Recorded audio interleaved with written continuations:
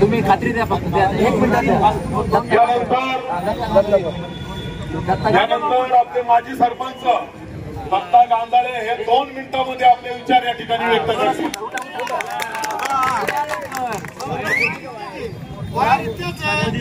आमच्या जवळ या आणि बोला. आमच्या जवळ सांगा. दत्ता भाऊ तुम आगे बढ़ो,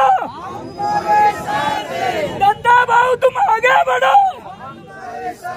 शिरूर लोकसभा मतदारसंघाच्या चालू लागलेल्या या लोकसभेच्या निवडणुकीमध्ये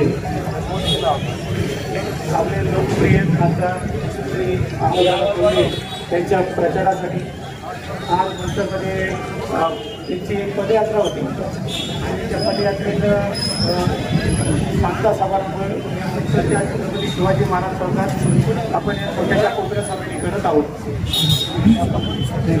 मंचर हे नेहमी स्वर्गीय किशनराव मानकेरे यांनी चालू केलेल्या आदर्शावर चालणारे गाव आहे आणि मला खात्री आहे इथून पुढेही ते स्वर्गीय किशनराव मानकेरे यांनी दिलेल्या आदर्शावर चालत राहील.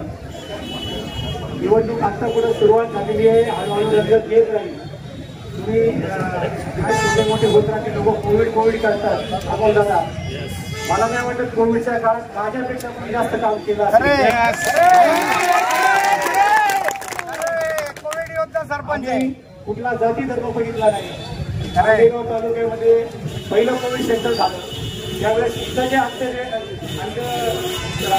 मृतदेह झाले त्या मृतदेहांना कुठलं जात धर्म कुठलाही बघितलं नाही.